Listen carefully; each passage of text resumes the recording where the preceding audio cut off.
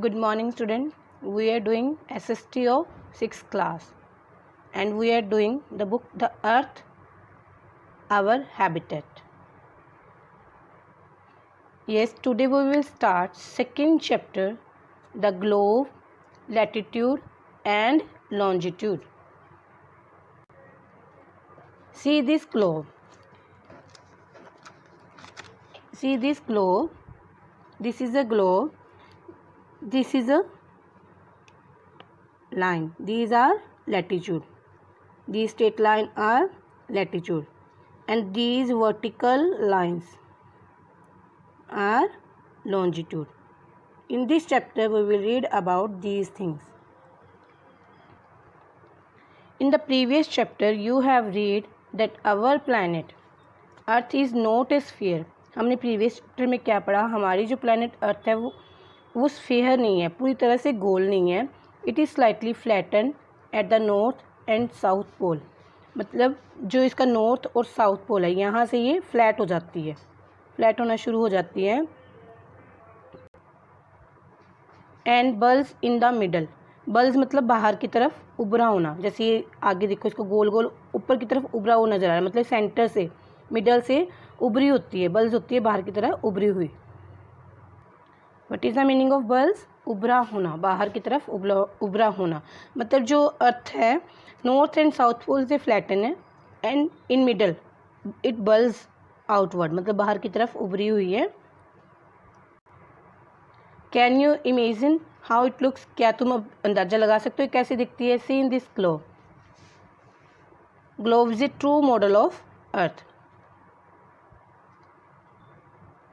You may look at the globe carefully in your classroom to get an idea.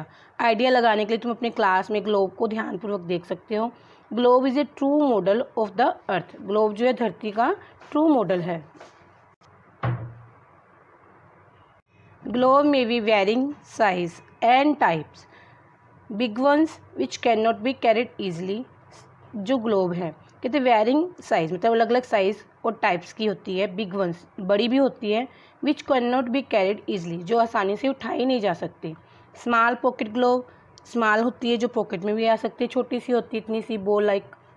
And globe like balloons. Balloon की तरह भी होती है. Which can be inflated and are handy and carried be with ease. जो inflated होती है, inflated मतलब fully हुई, बैलून की तरह फुली हुई होती है और वो हैंड में हाथ में हम आसानी से, ईज मतलब आसानी से उठा सकते हैं. The globe is not fixed. Globe fix नहीं रहती, फिक्स नहीं कर सकते हम इसे. It can be rotated the same way as the top spin और a potter's wheel is rotated.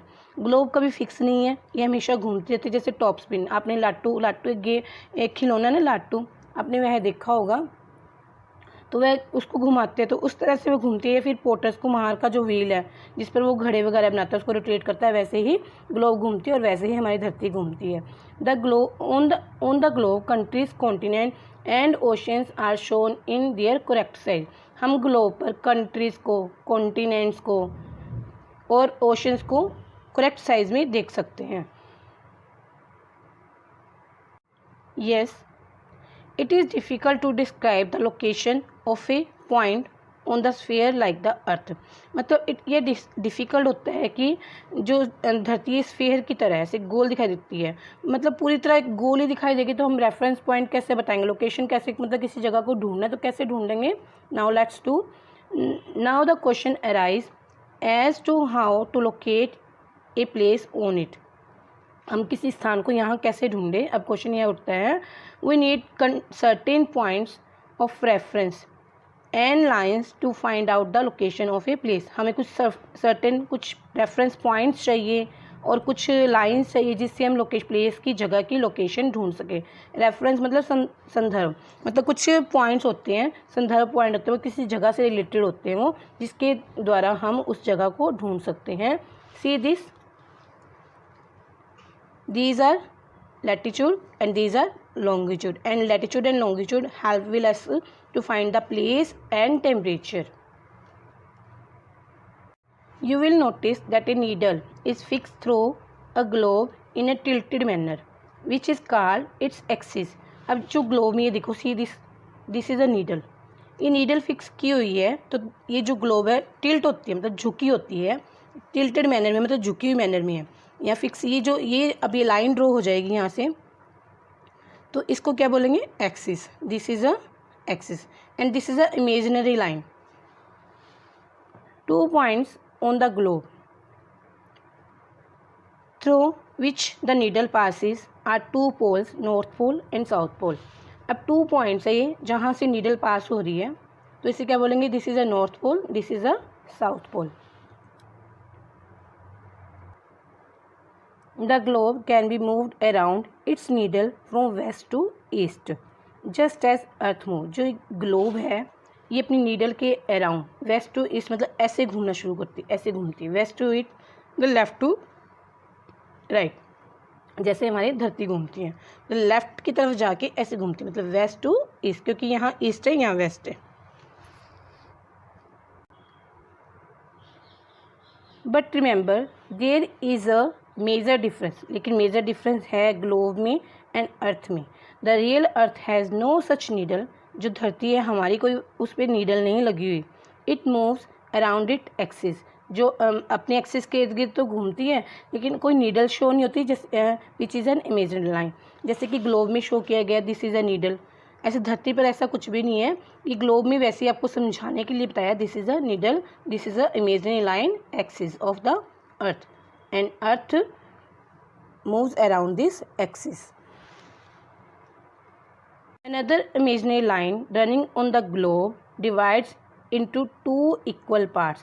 अब धरती पर 2 इमेजिनरी लाइन है, one is north pole south pole and second is equator. Second, this is known as equator.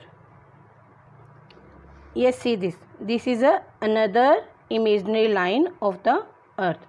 मतलब imaginary का मतलब कि कल्पित लाइन है, जिसने भी धरती पर लाइंस खींची तो उसने अपनी कल्पना से खींची। एक्चुअल में हमारी धरती पर ऐसी कोई लाइन नहीं खींची हुई, लेकिन प्लेसेस को ढूंढने के लिए, टेम्परेचर को पता लगाने के लिए, मतलब किसी ने भी यहाँ पे धरती का मैप बनाया, उस पर ग्लोब बनाया, तो उसने अपनी कल्पना से लाइनें खींची थी, अपने मन से लाइनें खींची थी।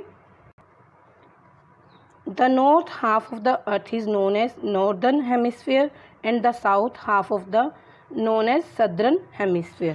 See this. This is a imaginary line equator and जो इसके नॉर्थ की तरफ चला गया, इतना जो आधा हो गया, इसको क्या बोलते हैं, नॉर्दर्न हेमिस्फीयर। और जो साउथ की तरफ, दिस इज साउथ की तरफ यहाँ से जो आधा सर्कल हो गया, तो इसको क्या बोलेंगे, southern hemisphere. Okay student, I hope you have understood. So it's enough for today. Have a nice day.